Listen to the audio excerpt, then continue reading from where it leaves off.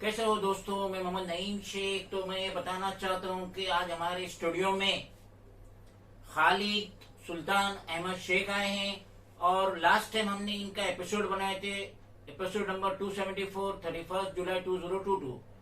आज एक बार फिर हमारे स्टूडियो में आए हैं कि किस तरीके से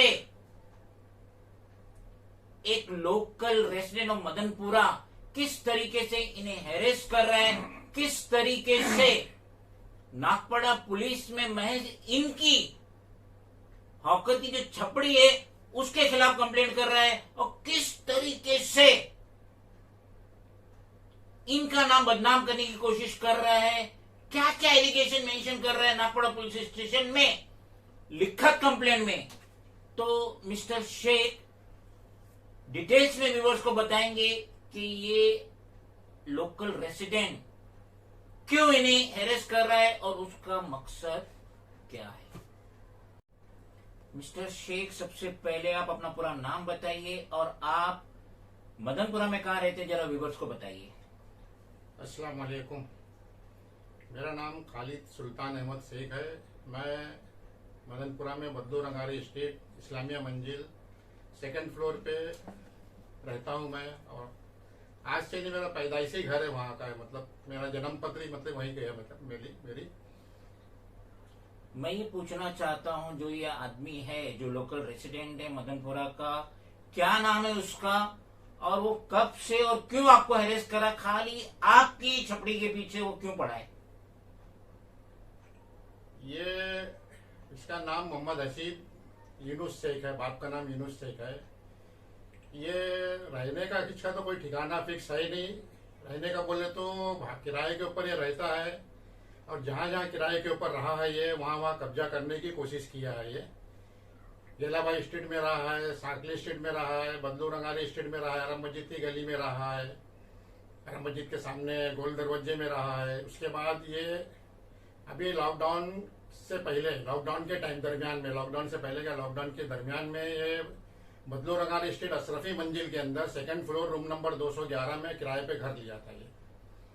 और किराए पे घर लेने के बाद में उस रूम मालिक का एग्रीमेंट बनने के बाद में ये रूम मालिक ने जब एग्रीमेंट पूरा हुआ तो इसको खाली करने के लिए बोला, तो ये बोला मैं खाली नहीं करूंगा, और खाली नहीं करा और उनके ऊपर कंप्लेंट केस करके उस घर के अंदर कब्जा करने की कोशिश किया ये।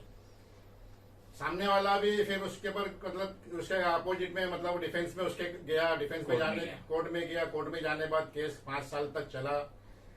पहले महाडा कोर्ट में चला, महाडा कोर्ट के फैसला होने के बाद में ये फिर हाई कोर्ट गया। हाई कोर्ट के अंदर भी मतलब ये फैसला हुआ, ये जजमेंट हुआ। 24 घंटे में इसको घर खाली करने का नोटिस मिला, इसको ऑर्डर पास हुआ वहां से, और 9 लाख रुपया फाइन हुआ। मतलब ये जो इतना दिन घर में रहा, किराया भाड़ा वो बंदे लोग को नहीं दिया, और डॉक्टर साहब है और उनके टेलर है, हसन टेलर के लड़के लोग हैं, उनको किराया भाड़ा नहीं दिया तो कोर्ट ने 9 लाख का फाइन इसको सुनाया। ये आधी रात को ही, उसी दिन जिस दिन कोर्ट ने ऑर्डर दिया उस दिन आधी रात को घर खाली करके भाग गया। ना तो कोर्ट का फाइन भरा, कुछ नहीं दिया और घर खाली करके भाग गया। उसके बाद में भी ये कई जगह मतलब कब्जा करा है। और ये लॉकडाउन के अंदर हर कोई परेशान था। हर कोई बोले तो अभी तो लोगों को मालूम है, इसमें कोई ढकी छुपी बात नहीं, कोई छुपाने की बात नहीं है। हर कोई परेशान था। तो लॉकडाउन के दरमियान में ये मदनपुरे में बदलू रंगारी स्ट्रीट में बैठ के धंधा कर रहा था, अंडे का। अंडा बेच रहा था, कौन बेच रहा था, मेहंदी का। लोगों ने इसको धंधा करने दिया कि परेशान है, चलो जान दो, करने के लिए धंधा दिया। तो वहां पर भी ये धंधा करने के दरमियान में कुछ छेड़खानी करता था। और तो मैं उस औरत का नाम नहीं लूंगा, मैं समझे ना, नाम लूंगा तो किसी के वो कुछ औरतें जाती थी, कुछ औरतें जा रही थी, तो कुछ एक बदलूपुरे की एक औरत थी, वो कुछ सामान लेने की, अंडा लेने, तो उससे कुछ छेड़खानी किया। तो उसने इसको 2 चमाट मारी उठा करके, 2-3 लाफा मारी। फिर हम लोग ही जाकर के बोले क्या हुआ बेटा, क्या बात है, तो बोलने लगी ऐसी सी बात है चाचा, ऐसा ऐसा करा। तो हम लोग फिर उसको हटा के फिर इसको भी हटने के लिए बोले। तो इसको हम लोग ने बहुत कोऑपरेट भी किए, मतलब कि चल यहाँ से हट जा बाद में, मतलब नहीं तो वो बहुत मारने वाली थी, कई सुस भी बनाने बोल रही थी, लेकिन हम लोग नहीं बनाने दिए उसको। उसके बाद वहां से समझा हटा के मतलब इसको वहां से हटाया तो मदनपुरे में आया धंधा करने के लिए। हमारी जो छपड़ी है वो छपड़ी के पास आया। हमारी छपड़ी पे आने से पहले मैं आपको एक बात बताना चाहता हूँ आप लोगों को कि ये लॉकडाउन से पहले 2017-18 में भी लोगों को इसी तरीके से कंप्लेंट करके हरेसमेंट कर रहा था। मदनपुरे के धंधे वाले इस बात से सब वाकिफ है और पूरा मदनपुरा वाकिफ है, खास करके फैजान हलवा पराठे वाला। वो आपको उसको पूरी स्टोरी मारी, उसके साथ किस तरीके से उसको हरेसमेंट किया। एक इरफान हलवा पराठे वाला है, उसको किस तरीके से हरेसमेंट किया। इरफान हलवा पराठे वाले से 2 लाख रुपया लिया हुआ है, जो आज तक दिया नहीं। 2 या 2.5 लाख रुपया है जो आज तक इसने दिया नहीं है। इस तरीके से और भी कई लोगों से ये रकम लेकर के बैठा हुआ है। मदनपुरा गेलाबा स्टेट के अंदर हसन पहलवान है प्लम्बर, वो गुजर गए, इंतकाल कर गए। उनके लड़के हैं, उनके घर के लड़के लोग, अहमद भाई है, अकबर भाई है। अकबर भाई का भी शायद इंतकाल हो गया है। ये लोगों से भी 3.5 लाख रुपया लिया हुआ है ये, और कर्जा बोल करके लिया है। और आज तक उन लोग को भी इसी तरीके से अभी फैजान हौला पराठे वालों को हैरान किया, इरफान हौला पराठे वाला इस तरह उसको भी पैसा लेने के बाद में उसको हरेसमेंट किया, उसको हैरान किया, उसको कंप्लेंट करने लगा कि मैं तेरी कंप्लेंट करूंगा और तेरे को हैरान करूंगा। बेचारे गरीब लोग, सीधे साधे लोग डर के बैठ गए, उनका 3.5 लाख रुपया वापस नहीं किया। जैसा कि अशरफी मंजिल में इसने कंप्लेंट करके किया था, उस तरीके से उसको भी करने की कोशिश किया और बेचारे गरीब लोग डर के बैठ गए, नहीं दिए। इस तरीके से गेलाबा स्टेट में इस्माइल पैलेस में रहने वाले एक रिजवान भाई है, रिजवान भाई करके है, उनको भी अच्छा पहले तो बता दूंगा, हसन पहलवान साहब से जो लड़के से जो पैसा लिया है ना, वो मामसा स्टेट मोरलैंड रोड के ऊपर अपना एक रूम का भाड़ा पावती बता करके लिया है, जबकि उसका वहां पे रूम ही नहीं है। और उसकी भाड़ा पावती अपने नाम की बता करके वो लोग से पैसा लिया है। हमने इंक्वायरी लिया तो मालूम पड़ा वहां पे घर नहीं है ना, इसका घर है, वो डुप्लीकेट भाड़ा पावती है। वो ये बता करके वो लोगों से पैसा लिया। दूसरी बात यह है कि ये उसी गेलाबा स्टेट के अंदर रहने वाले हैं इस्माइल भाई, अपने रिजवान भाई है करके, इस्माइल पैलेस में रहते हैं। उनको साकली स्ट्रीट, पहले साकली स्ट्रीट के अंदर घर बताया, सारा मंजिल जो पुरानी थी आज डीके टावर बना हुआ है, उसके अंदर बैठ करके ये और इसका ससरा, मतलब हसीब और हसीब का ससरा कासिम, टैक्सी ड्राइवर कासिम खजूरी के नाम से फेमस है, अभी टैक्सी चलाता है वो लोग वहां बैठ करके कासिम टैक्सी ड्राइवर ने बोला कि ये मेरा कमरा है, मैं किराए पे देना चाहता हूँ, तुम हेवी डिपॉजिट मेरे को चाहिए, हेवी डिपॉजिट लेकर के तुम एक काम करो, इसको ये हसीब है, इसको भाड़े पे दे दो। इस तरीके से बोल करके उससे 2.5 लाख रुपया ये लोग ने चीटिंग बाजी बेईमानी करके लिए। बेईमानी करके लेने बाद उसका पैसा भी खा करके बैठ गए, उसको भी नहीं दिए। वो गरीब तो बेचारा कोर्ट में केस में फाइट कर रहा है, लोग के साथ बड़ा डिफेंस कर रहा है, उनके साथ में कोर्ट में फाइट कर रहा है। उसका भी कोर्ट से अपना सीशन कोर्ट के अंदर केस चल रहा है। केस का नंबर मैं अभी आपको बता दूंगा क्या है क्या नहीं। अभी 1 तारीख पड़ी थी इसी महीने की, 21 तारीख पड़ी थी, अभी 2 महीने की 3 तारीख पड़ी है, 20 तारीख रिसेंटली तारीख पढ़नी चल रही है। इसका यही धंधा जूनी मस्जिद कंपाउंड में एक मरियम नाम की गरीब बेवा रहती है, ये बेवा है, गरीब बच्ची, गरीब औरत है, उसका भी इसी तरीके से 10,000 रुपया या 20,000 रुपया लेके खा के बैठे हुए है। जूनी मस्जिद कंपाउंड में रहती है। उसका भाई, जो बड़ा भाई उसका जो है तो गूंगा है, बहरा है, गरीब है बेचारा, एकदम गरीब बोले तो घर का बर्तन पानी करने वाले लोग हैं। उस गरीब का पैसा खा के बैठे हुए। इसी तरीके से अय्यूब टेलर है मदनपुरे में, अय्यूब टेलर को लोग जानते हैं सब अच्छे, उनका भी पैसा कुछ 1 लाख या 1.5 लाख रुपया था, तो उसने थोड़ा थोड़ा कैसे वसूला वो अय्यूब टेलर ही बताएगा, वही जानता है। अभी उसका पैसा भी कुछ 20 या 25,000 रुपया बाकी है, जो पूरा नहीं मिला है उसको, बाकी है। और भी लोगों का अपना मैं सुना हूं कि ये अरब मस्जिद के सामने गोल दरवाजे के अंदर भी, वहां भी कुछ लोगों का पैसा लेकर के ये उन लोग को भी डरा धमका करके पैसा नहीं दे रहा है उन लोगों का।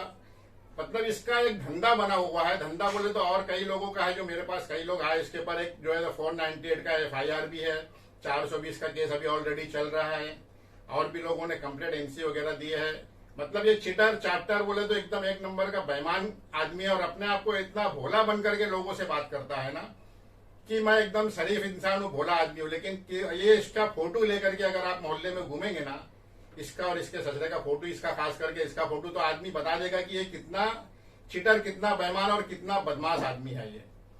मिस्टर शेख, मैं आपसे ये पूछना चाहता हूँ, ये जो आपने बैकग्राउंड बताया इस शख्स का, तो क्या वजह है ये महज आपके खिलाफ ईवर्ड म्युनिसिपल ऑफिस के लाइसेंस इंस्पेक्टर इंक्रोचमेंट को कंप्लेंट कर रहे हैं, ऑनलाइन कंप्लेंट 100 नंबर डायल कर रहे हैं मुंबई पुलिस को, जिसकी वजह से नागपड़ा से वैन आ रही है, पुलिसमैन आ रहे हैं और आपका सामान के ऊपर जो फाइन मारे, वजह क्या है इसका आपको हरेस करने का? इसकी वजह तो मैं अभी आपको क्या बताऊं, मैंने तो मेरा तो ना इसका कुछ सलाम दुआ था ना कोई दोस्ती थी, कुछ नहीं थी। खाली लॉकडाउन में जब ये लगाने के लिए आया था तो हम लोग ने बोले थे कि इधर नहीं इधर लगा तू, धंधा लगाने। धंधा लगाने लगाया तो हम लोग बोले थे इधर नहीं इधर खसक, क्योंकि इसकी स्टोरी लोगों को मालूम थी, हमको भी जब मालूम पड़ेगी इस तरीके से है तो हम लोग बोले आगे चल के हमको तकलीफ देगा, वो हिसाब से हम लोगों ने इसको बोले कि तू इधर साइड में लगा धंधा। तो वो उसको बोला मैं देखूंगा क्या करूंगा, बाद में हैरान करूंगा तुम लोग। बोला ठीक है जब बात होएगा बात की बात है, लू अभी मत कर, तो अभी मेहरबानी करके तो इधर ला। उसको लगाने दिया, हम लोग धंधा किया। इसी बात ने अभी रमजान महीने में रिसेंटली इस रमजान महीने तक के धंधा किया उसने चांद रात तक बैठ के धंधा किया। अभी जो अभी रमजान महीना गया है ना, इसी में चांद रात तक बैठ के धंधा किया। रमजान महीने में हम लोग को धमकी दे रहा था कि अगर आप लोग मेरे को अगर यहाँ पे नहीं लगाने दोगे तो मैं तुम लोग को कंप्लेंट कर करके हरेसमेंट करूंगा, नहीं तो मेरे को तुम लोग पैसा देना, समझे ना। हम लोग बोले अभी काय को तेरे हम लोग को हैरान करता है, हम लोग बैठ के हम ही नहीं कई लोग धंधा बैठ के कर रहे हैं, मेरे साथ में और भी कई। लेकिन मैंने उसको 2 बार समझाया था, बोला था, तो मेरे को एक टारगेट बना के लेके चल रहा है कि ये बंदा जो है तो ज्यादा हैरान कर रहा है। हैरान कर रहा बोले तो ज्यादा मेरे को बोल रहा है ये, और मैं इसी को टारगेट मतलब मेरे को और बाजी में मेरा ताहिर है, ताहिर 2 जन को टारगेट, इकबाल भाई है उनको टारगेट करके लेके चल रहा है ये। इस तरीके से मतलब ये चाहता क्या है कि मैं यहाँ पर धंधा नहीं लगाऊं तो मेरे को पैसा मिले, समझे ना। या तो मेरे को फिर कहीं पर भी आप लोग, तो हम लोग इसको मना नहीं कर रहे धंधा लगाने के लिए, धंधा लगा तू कहीं भी लगा, जहाँ जगह वहां धंधा लगा। हम लोग आज जमाने से बैठ रहे, हम लोग का आज का धंधा नहीं, हम लोग 1975 से बैठ के धंधा कर रहे हैं। हमारा एक टाइम पीरियड है धंधे का, 5 बजे से लेकर रात को 10 या 11 बजे बहुत हो गया, इससे ज्यादा नहीं। शाम को रात को शाम को 5 बजे से लेकर रात को 10 बजे या 11 बजे, अगर बहुत हुआ तो 11 बजे। इसके बाद हम लोग नहीं, उसके पहले भी नहीं रहते कोई दुकान हमारी वहां पे, ना कुछ रहता ना इसके बाद में भी रहती है। ये 4 घंटा हम लोग बैठ के सिर्फ और सिर्फ 4 घंटा बैठ के धंधा करते हैं। और जब रात होती है तो धंधा बंद करने के बाद तो अपना सामान उठा के लेके चले आते हैं ना आप लोग? हाँ, दुकान लगने के पहले भी हमारे सामान वहाँ कुछ नहीं रहता, और दुकान उठाने के बाद भी हम सामान पूरा उठा के लेके वहाँ से हट जाते हैं हम लोग। यानी मिस्टर शेख का ये कहना है कि इनकी जो छपड़ी है जिसमें ये कारोबार कर रहे हैं, तो इससे लोकल रेसिडेंट को या शॉप डीलर्स को या पेडिस्ट्रियन किसी को तकलीफ नहीं है। 5 बजे लगाते, रात को 10 साढ़े 10 बजे जो बंद करते, उससे पहले ना वहां कोई ऑक्यूपाई रहता है, ना बंद करने के बाद कोई सामान इनका वहां रहता है। मिस्टर शेख आप बता रहे थे कि कुछ 19 सितंबर मंडे 2022 नागपाड़ा पुलिस ने आपको बुलाई थी कुछ स्टेटमेंट के लिए, जो इस आदमी ने आपके खिलाफ कुछ रिटर्न कंप्लेंट किया नागपाड़ा पुलिस में। मेरे को 19 तारीख के दिन फोन आया मेरी दुकान से, 19 सितंबर अभी जो गया मंडे का दिन था, मेरी दुकान के आदमी ने फोन किया कि पुलिस वाले आए हैं बुलाने के लिए। तो ठीक है चलो मैं आता हूँ। मैं जब वहाँ गया तो गणेश पाटिल साहब 3 स्टार है, उनसे मेरी मुलाकात हुई नागपाड़ा पुलिस स्टेशन के अंदर। तो मेरी बात और क्या बात है सर, तो बोले नहीं ऐसी बात है, आपने भी कंप्लेंट किया और उन्होंने भी कंप्लेंट किया है, दोनों की कंप्लेंट के ऊपर मैंने ऐसा बुलाया आपको ना। ठीक है, तो हमारे जो दुकान वाले थे वो लोग भी 4-5 जन गए थे, ताहिर है, इकबाल भाई, ये लोग सब गए थे वहाँ पे वो लोग। तो उनसे भी मतलब बैठ करके बातचीत, तो हम लोग बातचीत होने के बाद में मेरा स्टेटमेंट गणेश पाटिल साहब ने लिया। स्टेटमेंट लेने में उन्होंने बताया कि आपके खिलाफ ऐसी कंप्लेंट है। तो मैंने बोला मैंने भी तो किया हूँ, हमारे से हफ्ता मांग रहा है कंप्लेंट हसीब मोहम्मद यूनुस शेख। तो मैं बोला यार सर मेरी भी कंप्लेंट है उसके खिलाफ, आप उस पर भी गौर कीजिए, मैं आपको नहीं बोल रहा हूँ कि नहीं, आप उस पर भी गौर कीजिए। बोले नहीं ठीक है, मतलब उन्होंने मतलब बैठ के हमसे भी बात किया, मतलब बताएगी। मैंने बोला कंप्लेंट क्या है, तो कंप्लेंट बोलने लगे आपके खिलाफ कंप्लेंट ऐसा किया है कि आप कुछ गलत धंधा करते हैं, ब्राउन शुगर का। Brown sugar? हाँ, ब्राउन शुगर का धंधा करते हैं आप, गलत का धंधा करते हैं और गुटखा वगैरह बेचते हैं। तो बोला ठीक है सर, आप इसकी इंक्वायरी कीजिए, आप क्या है क्या नहीं, इंक्वायरी करने के बाद आप तो हिसाब से आप रिपोर्ट बनाइए क्या है। तो उन्होंने बोले नहीं ठीक है हम समझ रहे हैं क्या है क्या नहीं। तो उन्होंने मेरा स्टेटमेंट लिया, स्टेटमेंट में बोला मेरी भी कंप्लेंट है, तो मेरी कंप्लेंट के ऊपर मैंने बोला आप उस पर भी गौर करो। तो मैं बोला गौर करिए आप, और हमने भी जो हमसे वो घड़ी हरेसमेंट जो कर रहा है कि मेरे को हफ्ता दो, दुकान लगाने दो, नहीं तो फिर मेरे को हफ्ता दो, उसका हम लोग 5 जन ने मिलकर अभी हमको बोलता है कि मैं 5 जन को टारगेट लेके चल रहा हूँ, बाद में और लोगों को टारगेट करूंगा मैं। तो हम 5 आदमी के हम लोग सिग्नेचर करके आपको दिए कंप्लेंट, उसके ऊपर भी आप गौर कीजिए।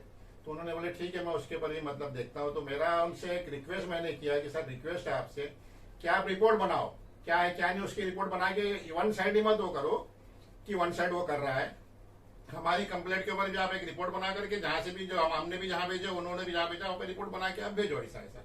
और आप इसको गौर करके, आप रिक्वेस्ट है आपसे कि आप गौर करके सोच समझ करके इसका हल निकालिए आप। मैं ये पूछना चाहता हूँ आपसे, जैसा कि ये कंप्लेनेंट 100 नंबर डायल करके पुलिस वैन भेज रहा था, तो अब ये इसका हेरेसमेंट चालू है कि हाल फिलहाल में बंद हो गया? भी बीच में एक रोज आई थी पुलिस 100 नंबर के ऊपर, आके इंक्वायरी करके वो लोग चले गए। लोग हम लोग से कुछ बोले नहीं, खाली इंक्वायरी करके वो लोग चले गए।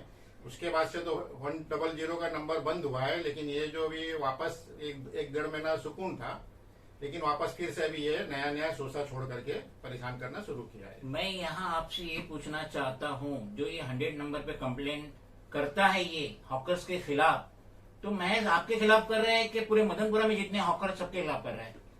पुलिस वाले जो आते हैं तो खाली वो मेरी दुकान के पीछे इलाहाबाद सोप स्टोर है, वो सीधा आते इलाहाबाद सोप स्टोर का बोर्ड देखते हैं और बोलते हैं बस इलाहाबाद सोप स्टोर यही है। और वहीं से जो है तो सिर्फ मेरे को ही लेकर के जाते हैं वो लोग, और मेरे बाजू में ताहिर है, बस ये 2 जन को ही लेकर के जाते हैं और किसी को नहीं लेकर के जाते। हालांकि मेरे ख्याल से मौलाना आजाद रोड, साकली स्ट्रीट, मदनपुरा जो ये जुरिडिक्शन है, यहाँ मेरे ख्याल से 50-100 तो हॉकर्स होंगे, मगर सिर्फ आप पे टारगेट हो रहा है। सर हाँ ठीक है भाई, बात तो सही है, दुकानें हैं, लेकिन हम लोग सब दुकान वाले मिल करके आपस में सब मिलजुल करके सब धंधा करते हैं। हम लोग का किसी से कोई एक दूसरे से बैर नहीं है।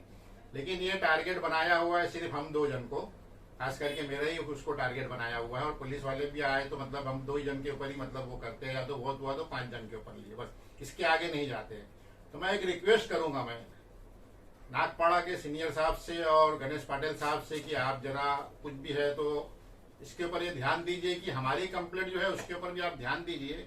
अब जो मैंने अभी वीडियो के अंदर बताया कि वो कई लोगों का पैसा खाया है। अब जो हमने प्रूफ के साथ में आपको कंप्लेंट में दिया हुआ है 28 मार्च 2022 को, प्रूफ के उसके अंदर एविडेंस लगा करके हमने दिया कि इसके ऊपर क्या क्या है और कितनों का पैसा खाया है। ये शरीफ इंसान नहीं है, ये भी बैठ के फुटपाथ पे धंधा करता था, ऐसा नहीं कि नहीं करता था।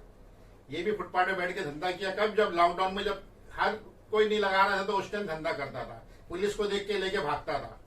आज ये पुलिस के पास हम लोग की कंप्लेंट करता है, अब लोगों की कंप्लेंट करता है और परेशान करने की कोशिश कर रहा है। तो मेरी रिक्वेस्ट है सर से, नागपाड़ा पुलिस स्टेशन से, कि भाई आप हमारे उसके ऊपर भी सोचो समझो कि क्या हमने भी कंप्लेंट डाला, उसके ऊपर भी इंक्वायरी लो ना अपना, कि उसकी कंप्लेंट पे क्या है, उसकी इंक्वायरी लो, कितने लोगों का खाया है, कितने का क्या किया, कितना गबन किया है।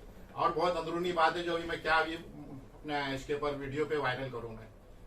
बहुत सी बातें अंदरूनी है इसकी, ऐसी बहुत सी इसके खिलाफ बहुत सी बातें ऐसी। हम उम्मीद करते हैं कि लोकल पुलिस, मिस्टर शेख ने जो अपनी विपदा सुनाई, तो हम उम्मीद करते हैं कि इन फ्यूचर में लोकल पुलिस से इन्हें किसी किस्म का हैरेसमेंट नहीं होगा। मिस्टर शेख, जो मेरे हाथ में ये कंप्लेंट है जो 26 सितंबर मंडे 2022 के जो कल आप डिस्पैच करेंगे, तो ये जो Deepak Bhandare, senior license inspector encroachment, E ward municipal office, 2nd floor, Byculla west, Mumbai number 8, तो इसके खिलाफ आपको कंप्लेंट डालने की क्यों जरूरत महसूस हुई? सर इसके खिलाफ कंप्लेंट डालने का जरूरत ये महसूस हुई कि 22 जुलाई को इन्होंने एक लेटर नागपाड़ा पुलिस स्टेशन में दिया था, जो मैं आरटीआई डाल करके निकाला हूं। मैं म्युनिसिपलिटी ऑफिस से ही निकाला हूं मैं। तो मेरे को आरटीआई में वो लेटर मिला, मेरे हाथ में है। उस लेटर में ऐसा दिया हुआ है कि नागपाड़ा पुलिस स्टेशन को 22 जुलाई को लेटर इन्होंने दिया। लेटर में लिखा है कि नागपाड़ा जंक्शन रोलेक्स होटल से ले करके साकली स्ट्रीट तक मुझको हॉकर्स के खिलाफ एक्शन लेना है। तो काफी हॉकर्स लोग भी है वहां पर मदनपुरे में, तो लोग जानते हैं, मतलब ऐसा कम हॉकर्स नहीं, काफी हॉकर्स है। तो 25 जुलाई को अपना बीएमसी की गाड़ी आई थी और उसमें पुलिस प्रोटेक्शन भी था नागपाड़ा पुलिस स्टेशन का। तो मैं हमारे मोहल्ले में एक मैयत हो गई थी, मैं कब्रस्तान में था, तो मुझको फोन आया कि ऐसी सी बात है, ऐसा ऐसा है, मतलब मुझे ठीक है। तो वो लोग आए और सिर्फ मेरे धंधे को ही पूरा, और मेरे बाजू में ताहिर धंधा लगाता है, जलेबी पाव वगैरह बेचता है, जलेबी है, वड़ा पाव, समोसा वगैरह बेचता है। ये 2 धंधे को, खास करके मेरे धंधे का पूरा A to Z सामान उठा करके 25 जुलाई को बीएमसी ले गई पुलिस प्रोटेक्शन के साथ में आकर। तो मेरा बोलने का, कंप्लेंट डालने का मकसद है कि इतनी दुकान को छोड़ करके सिर्फ एक दुकान पे टारगेट किया गया, 2 दुकान पे टारगेट किया गया ऐसा, जबकि उसमें प्रोडक्शन में वो ये लिखा हुआ है, लेटर में लिखा हुआ है प्रोडक्शन मांगने की वजह है कि नागपाड़ा जंक्शन से हमको एक्शन लेना है और साकली स्टेट तक लेना है। तो एक्शन सिर्फ और सिर्फ मेरी दुकान के ऊपर हुआ और मेरी दुकान की, मेरी छपड़ी का पूरा के पूरा सामान उठा करके ये लोग लेकर के वो भी ले करके वडाला बीएमसी का जो गोडाउन है उसके अंदर ये लोग ने डाल दिए। मैं आया तो मेरा मालूम पड़ा ऐसा ऐसा ये बात है और ऐसा सामान लेके गया। और दीपक भंडारी ने फोन करके बोला वो लोगों को, वहां पे जो भी है स्टाफ के लोग, कि 1 हफ्ते तक सामान छोड़ना नहीं, 8 दिन तक सामान छोड़ना नहीं। मेरे को मालूम पड़ा तो मैं सेकंड हमारे मोहल्ले के एक्स कारपोरेटर एमएलए भिवंडी के एमएलए रईस शेख साहब से, वकार भाई से मैंने मिला, वकार उनके असिस्टेंट वकार भाई से मिला। वकार भाई से बोला भाई ऐसी बात है, मैं और ऐसी बात, ये बात ऐसा ऐसा मेरा सामान उठा के लेके गए। तो रईस भाई की मेरी मुलाकात हुई, बेचारे रईस भाई ने मेरे को इस मामले में बहुत कोऑपरेट किए, वकार भाई ने भी बहुत कोऑपरेट किए। तो उन्होंने यहाँ से फोन लगा करके बोले भाई काय को ऐसा कर रहे हैं, मतलब आप लोग क्या है, जो भी है सामान उनका दे दो। तो उनके कहने के ऊपर फिर वहाँ के जो वार्ड के जो डिपार्ट अपने बीएमसी गोडाउन के जो डिपार्ट के लोग थे, उन्होंने मेरा सामान, जो फाइन था उनको फाइन मैंने भरा, फाइन भरने के बाद में मेरा सामान छोड़े। फिर मैंने इंक्वायरी लिया कि क्या बात है, तो मालूम पड़ा कि टारगेट मेरे को ही किया जा रहा है और मेरे को ही किया गया था और मेरे ही खिलाफ जो है तो एक्शन लेने के लिए प्रोडक्शन मांगा गया था। तो मैं ये जानना चाहता हूँ कि क्या ऐसी कौन सी बात थी दीपक भंडारी साहब को, क्या मेरे से दुश्मनी थी या क्या उनको आकर के वो गुलाब जामुन खिला रहा था हसीब यूनुस शेख जो बैठ करके उनकी ऑफिस में, मेरे को रिपोर्ट मिली है कि वहीं के लोगों ने बताया कि वो आकर के अक्सर वहां बैठा रहता है 2nd फ्लोर पे बीएमसी वार्ड ऑफिस के अंदर, 2nd फ्लोर पे अक्सर भंडारे के ऑफिस में साथ में उसके बैठे रहता है। तो बैठ करके ऐसी कौन सी उसकी ग्राम पंचायत चलती रहती है कि एक्शन एक ही के ऊपर लिया जाए। तो मेरा एक्शन इनके ऊपर कंप्लेंट डालने का और भी इनके स्टाफ के खिलाफ कंप्लेंट डालने मतलब ये कि एक आदमी को टारगेट करके ये लोग, क्या बीएमसी के पास डीजल पेट्रोल इतना फ्री था क्या गाड़ी के लिए कि एक दुकान के लिए पूरा डीजल पेट्रोल जो है तो सर्व करना, मतलब तो और लोगों के ऊपर क्यों नहीं ये लोगों ने किया। तो वही हिसाब से मेरे को जो है तो भाई मेरे को तो तकलीफ हुई तो मैं डिफेंस में अपना जो है तो करने के लिए ये कदम उठा रहा हूँ। मिस्टर शेख बहुत सही कह रहे हैं। एक हैबिचुअल कंप्लेनेंट का एक सीनियर लाइसेंस इंस्पेक्टर से क्या दोस्ती हो सकती है। तो अब एमसीजीएम चीफ इकबाल सिंह चहल को एक ऑर्डर देना पड़ेगा असिस्टेंट कमिश्नर ई और म्युनिसिपल ऑफिस को कि आप मालूम कीजिए relationship between the said habitual complainant and senior license inspector Deepak Bhandari. Mister Sheikh, मैं आपसे पूछना चाहता हूं, आपकी ये जो छपड़ी है 184 बाइकला विधानसभा में है, आपकी रिहाइश जो है 184 बाइकला विधानसभा में, तो आपने कोशिश की है 184 बाइकला विधानसभा की जो सिटिंग एमएलए है यामिनी यशवंत जादव, आप उनसे मिलने की कोशिश की है, आपने उनसे कॉरेस्पॉन्डेंस किए, आपने बताया कि एक लोकल रेसिडेंट हैबिचुअल कंप्लेंट किस तरीके से आपको हैरेस कर रहा है। सर मैंने अभी तक तो ऐसा कोशिश नहीं किया, लेकिन अभी मेरा छोटा भाई जो है ना हारून, जावेद डेकोडर के नाम से फेमस है, वो बीच में इसको बैठ के हसीब यूनुस शेख को समझाया भी था कि काय को ये सब कर रहा है, क्यों परेशान करता है। तो वो और सीना चौड़ा करा, बोला मैं तो करूंगा, जो मांगता है तुमको करने का करो, जो मेरे को करना मैं करूंगा। तो मेरा भाई फिर उसको कुछ बोला नहीं उसको। फिर मेरा भाई का साड़ू का लड़का फहीम नायर है, अच्छा, फहीम नायर से फिर उसने फोन करके बात किया कि बेटा ऐसी ऐसी बात है, देख ऐसा ऐसा है ये। फहीम नायर ने बोला ठीक है खालू, मैं अपनी जो अपने वार्ड की जो सिटिंग एमएलए है यामिनी यशवंत यादव, मैं खालिद भाई को ले चल के उनसे बात कराऊंगा, मिलाऊंगा मैं। ये 2 दिन पहले की बात है, मतलब अभी रिसेंटली बात है, कोई सी पुरानी बात नहीं है। तो उन्होंने एक वादा किया है फहीम नायर ने कि मैं अपने सिटिंग एमएलए यामिनी यशवंत यादव से मुलाकात करा के तुम्हारे मसले का हल करने की कोशिश करता हूं मैं, और टाइम दिया, लेकिन अभी मेरी उसकी मुलाकात हुई नहीं है। तो मैं फहीम नायर से और यामिनी यशवंत यादव से भी एक वो करूंगा, रिक्वेस्ट करूंगा कि हमारी इस विपता के ऊपर गौर करें। हम ये जो मध्यम चैनल से हम बता रहे हैं आपको, हमारी आवाज पहुंचा रहे हैं आप तक के, तो आप इस बात पे जरा गौर कीजिए। और हम मेरे ही नहीं, मेरे साथ में और भी मोहल्ले में जो गरीब लोग धंधा लगा रहे हैं, ऐसा नहीं मेरा मैं बोलूंगा चलो मेरा एक है तो मेरा तो टारगेट किया ही हुआ है, बट इसके पहले उसने कई लोगों को हैरान किया है, मेरे अकेले को नहीं। इससे मैंने बोला ना कि 2 साल पहले 3 साल पहले फैजान हलवा पराठे वाले को हैरान किया, इरफान हलवा पराठे वाले को, और भी लोगों को हैरान किया। वहां पे एक कोने पे नासिर करके लगाता है, उसको भी हैरान किया, काफी लोगों को हैरान किया, और काफी लोगों का ये चिटर है, बेईमान, मतलब खा चुका है पैसा। तो इस बात के ऊपर जरा आप गौर कीजिए। अपने 184 के में जो सिटिंग एमएलए है यमनी यशवंत भाई कल्ला के, जो यमनी यशवंत यादव साहिबा से मैं गुजारिश करूंगा मैं कि आप जरा इसको गौर करें। और फहीम नायर से भी मैं बोलूंगा कि फहीम नायर जरा इस बात पे जरा गौर कीजिए और हमारी बात वहां तक पहुंचाने की कोशिश कीजिए। मिस्टर शेख, मैं आपसे पूछना चाहता हूं, क्या आप गुहार लगाएंगे स्टेट के CM Eknath Shinde, home minister Devendra Fadnavis, MCGM chief Iqbal Singh Chahal और police commissioner for Greater Mumbai Vivek Phansalkar से आप क्या गुहार लगाने की चाहेंगे इस हैबिचुअल कंप्लेंट के खिलाफ? मैं ये उम्मीद रखना चाहता हूँ, ये कोशिश करता हूँ कि मेरी उनसे उम्मीद रख करके मैं ये बात आप तक पहुंचाना चाहता हूँ कि हमारी इस बात के ऊपर गौर कीजिए। और मैं एकनाथ शिंदे साहब से भी कहूंगा और फडणवीस साहब से भी कहूंगा, मैं इकबाल चहल साहब से भी कहूंगा, और पुलिस कमिश्नर क्या नाम इनका विवेक फांसालकर साहब से भी कहूंगा कि हमारे इस बात के ऊपर गौर कीजिए और इसके ऊपर जरा कोशिश कीजिए कि ये मामला खत्म हो, मतलब किसी भी तरीके से ये मामला अरेस्टमेंट स्टॉप हो जावे।